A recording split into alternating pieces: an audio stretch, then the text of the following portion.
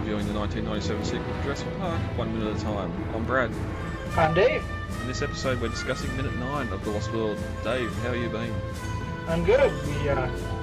We recently just got an update about the Jurassic World set pick. Yes, our theories are wrong. We've got a photo on set of the all that construction work that's been going on, and it is a collapsed, was it Pterosaur Theatre or Pterodon Theatre? Yeah, I think it's Pterosaur Theatre. Yeah, from the Main Street set of Jurassic World. So we're back on Isla Nublar. We're back on Main Street, and we're back at Jurassic World for Jurassic World 2. What part it's going to play,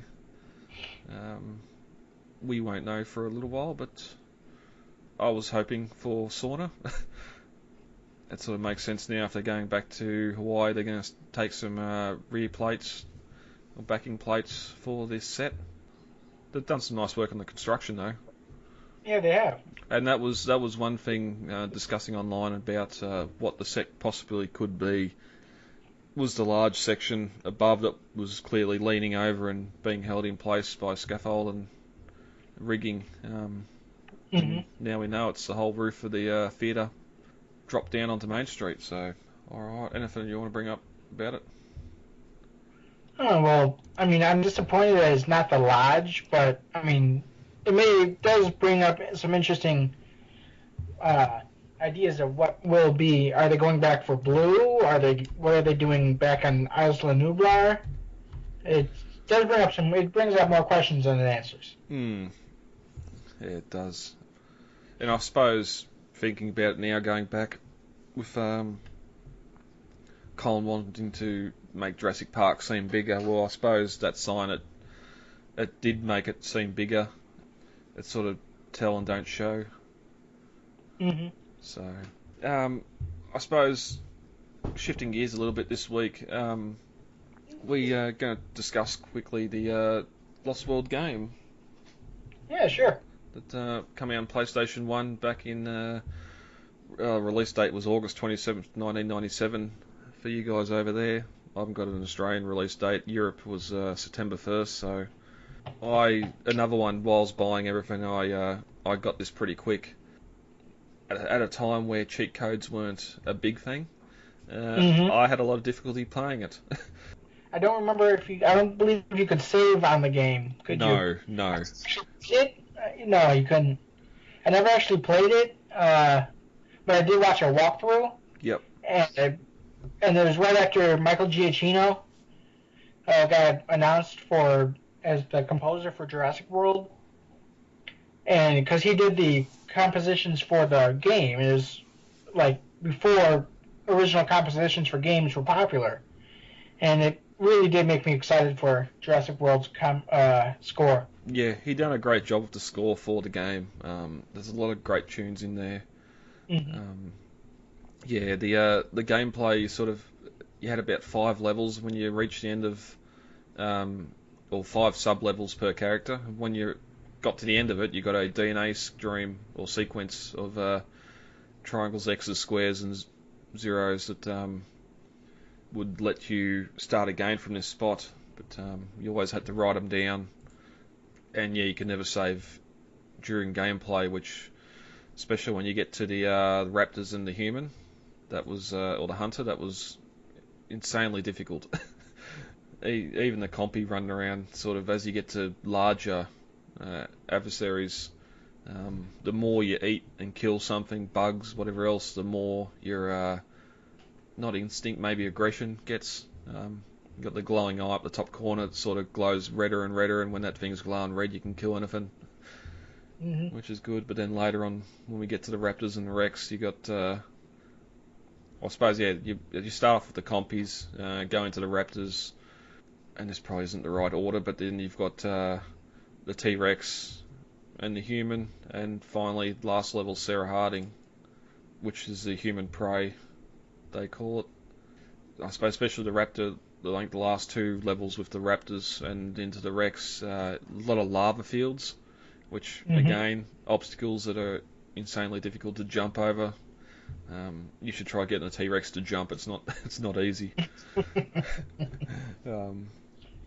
But even the human levels, when you're in the geothermal plant and all that sort of stuff, you're sort of using your piton and your little cable gun to swing from platform to platform, and some platforms you have to go under, and there's little conveyors that are bringing rocks and that back and forth. I quite love the design, level design. That it definitely feels like sauna in places. Maybe not the lava fields, but I quite enjoyed playing it. I think I got 2 copies of it. Later on, when the cheat codes or the books come out with the codes in them, you could unlock everything. It was the first time I got to see the end stinger, which is Sarah getting rescued off the boat.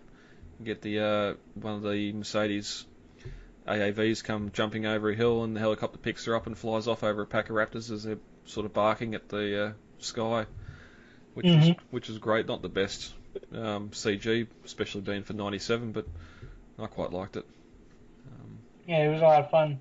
I partially blame that ending for being the reason why everybody thinks that there was a script out there where the raptors got onto the boat and killed the crew. Because I think that's kind of the scene that gets into everybody's head. Oh, there's raptors by the boat. Oh, so that's what happened. Well, yeah, I'd heard. I don't even know where from, but the title, the phrase, Jurassic Park 3 raptors in the city. I don't know where that come from, but it was something I heard a lot of back during that time. Apparently, there's also a special edition that came out a year later. It's straight repackaged, so there was nothing special about it, just a new case. I can't remember, was it this or Warpath that during the loading scenes you got all those really beautiful concept art pieces in? No, it wasn't in this. In this, the load screens were your character as a skeleton. That's right. On a nice rock. Yeah, on a nice rock background. But one interesting thing for this, you got a video or videoette as you start a new character. And the raptor one's interesting because you got the guy running through the jungle with a helmet cam on, and you've got tracking of, I think it's 6 raptors closing in on his location. Just a lot of stuff there. It's weird because I think the T-Rex, they use the Michael Crichton sauna map and not the not the movie one. But just all that sort of tie-in stuff for it.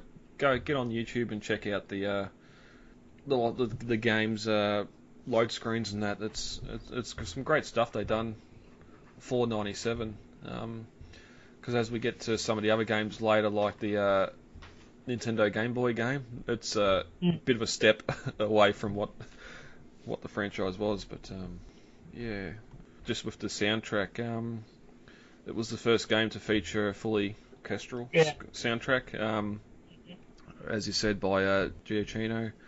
And Spielberg was a fan of it, which could be why Giacchino come back to score the theme for the new movie.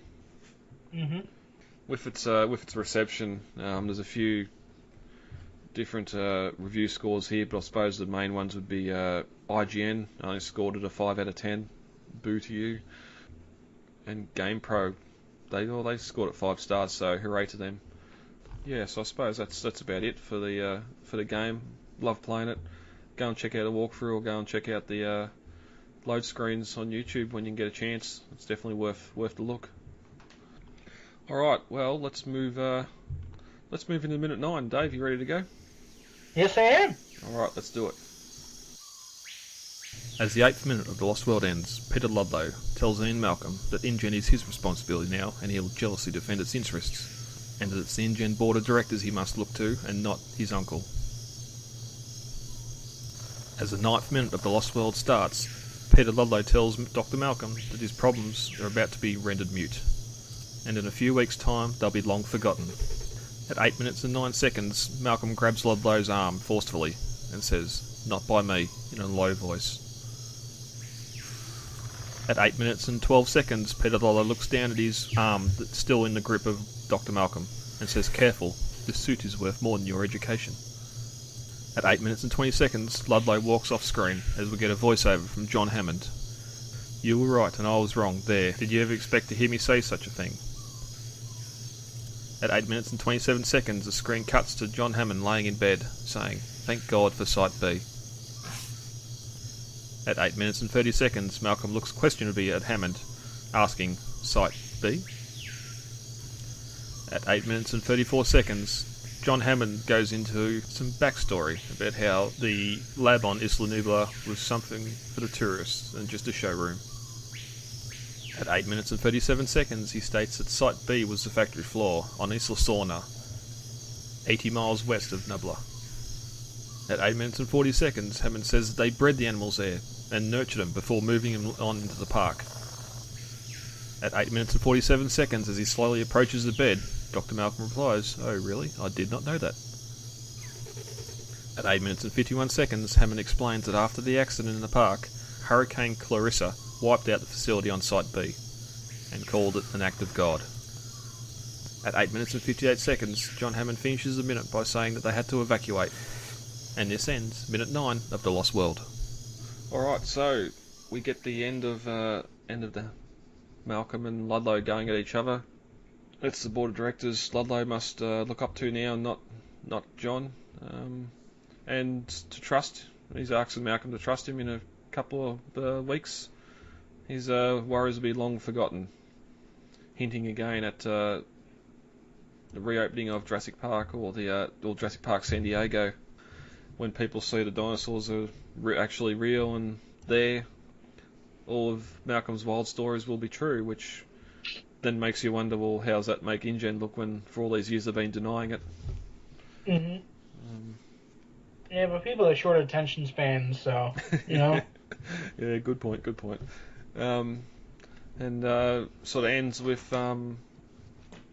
with Malcolm grabbing Ludlow's hand or arm and saying that he won't forget, or not, and Ludlow telling him to be careful that the seat's worth more than his education. And then we go straight into Hammond. We get a bit of voiceover.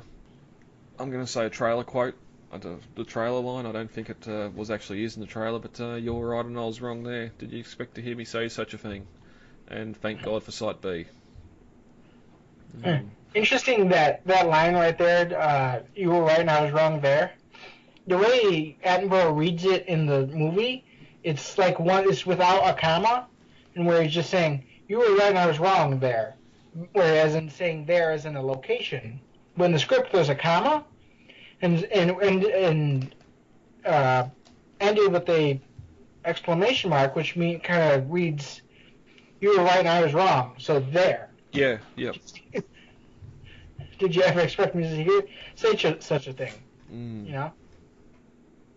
Yeah, it's sort of just different inflections. Different inflections depending on how you read it. Yeah, just missing that comma can change it so much. Mm-hmm. But Site B, and like we're just as dumbfounded as Malcolm is. He doesn't have a lot to say. It just stumbles a bit in Site B. And we get more dialogue from Hammond that Jurassic Park and Isla Nublar were just the showroom, something for the tourists, and Site B was the factory floor on Sorna, 80 miles west, or 80 miles from Nublar. They bred the animals there, nurtured them for a few months, then moved them into the park, which pretty much perfectly sets up a sequel. It tells you everything you need to know. Okay, well, they weren't made. Yes, they had eggs in Jurassic Park in the nursery or in the lab, but all the hard work was done over on Sorna, which kind of makes sense if they cloned a woolly mammoth now, for instance, and done the whole press thing for that. There'd be a nice shiny lab. It wouldn't be the lab the animal was created in. There'd be a deep dark basement somewhere where there's 5 or 6 other mammoths that didn't come to full fruition, or Yeah. were cancelled, aborted, whatever, what have you. This is something that the novel also went into more in depth, and something I really feel like they missed on in Jurassic Park 3 was the fact that, as Malcolm explained it, that they would need like 100 births just to get one viable actual dinosaur that would grow. Yeah. And even then, it would be low chance that that dinosaur would actually grow to adulthood. And so Malcolm, even as far back as in the first book, suspected that there was a Site B, that there was a production floor going on where Hammond was breeding hundreds of dinosaurs just to get that 10 in order to form a herd on Isla Nublar. Mm. Yeah, exactly. And yeah, like those 8 eggs, or what have we seen in Jurassic Park, for those 8 eggs to get to full term and be ready to hatch, as you said, there's probably 100 or 200 eggs that failed. And that's without even going into the whole DX virus and everything else that was in the book as well, or the disease. And that's genetics. You only got Steven stem cell research and all that there. They could do 100 tests and still not have positive outcomes. Mm-hmm. We get Malcolm come back afterwards. Oh really? I did not know that. It's interesting. It's taken 4 years for Hammond to have this conversation with him. Mm-hmm. Well, I think it was one of those conversations Hammond always wanted to try to avoid. Yeah. Because he liked the idea of that shiny little laboratory on Isla Nublar. Mm-hmm. He didn't. And I think this kind of got into Hammond's character in the movie too, was the dark side of Hammond in The Lost World, where in the novel Ian Malcolm calls it Hammond's dirty little secret. Yeah. And I think that was transferred over in the movie too, where Isla Sorna was Hammond's dirty little secret he didn't want people to know about. Mm-hmm. Yeah, and you could just imagine. You can just imagine Malcolm's feeling like at the time if he knew there was a production plant pumping these things out, or trying to, the whole act of God thing. Well, and this is another place where the movie breaks from the novel. In the novel, they were doing a tag release system on Isla Sorna with the dinosaurs because they kept getting sick and dying from the prion-infested meats they were feeding them, which was DX. And in the movie, it's much less malicious. It's just Hammond releases them all because of a hurricane, and InGen wasn't really at fault because of it. So it's not as dark as in the novel there. Yeah, but it makes everything a lot more murky. It does. As you said, like then we get Hammond saying after the accident in the park, Hurricane Clarissa come through and wiped out the facility on Site B. Called an act of God, but they had to evacuate. And we'll get in the next minute what they've done when they evacuated. But the whole DX tag and release makes sense. Why we see what we see later on when we get to Sauna, mainly fences around buildings. It was a plan put in place to release animals. We're going to put fences around our living quarters and everything else. Whereas this is just, oh, there's a hurricane coming, well, let's let them go. And it's not. I still feel there's more of Sauna to explore, and I'm sure one day we might revisit there and come across some holding pens or some smaller paddocks where these animals are nurtured before they're moved to Jurassic Park. Well, we kind of see these little cages in Jurassic Park 3, but like you said, pens would be a lot more sensible for animals this large. Well, that's it. You put a Triceratops in one of those cages for 2 months, and good luck getting it out of the building. And it's one of those other things too, like the raptors. You want to be transporting the raptors before they got to, I think it was 8 months when they get lethal. Yeah. Even the herbivores, like it'd be a lot easier to transfer them a couple of months old when they're able to be picked up or put into cages, whatever you picked up by a forklift instead of a few months later when they're sort of you got to put one on the boat and that's all the boat can carry.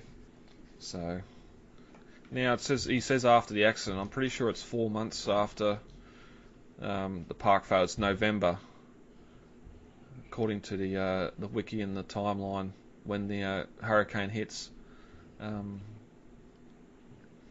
they evacuate again. They just walk away from another facility and leave it, just like they did for Jurassic Park.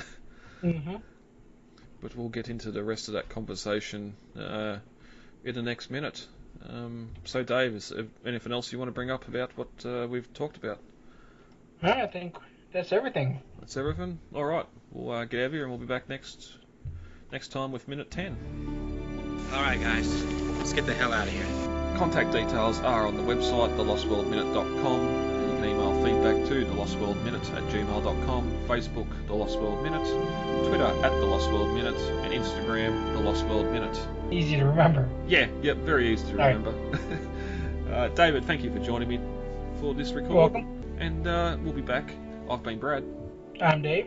And we'll talk to you all later. Goodbye. Talk to you later. Bye. It is absolutely imperative that we work with the Costa Rican Department of Biological Preserves to establish a set of rules for the preservation and isolation of that island. These creatures require our absence to survive, not our help. And if we could only step aside and trust in nature, life will find a way.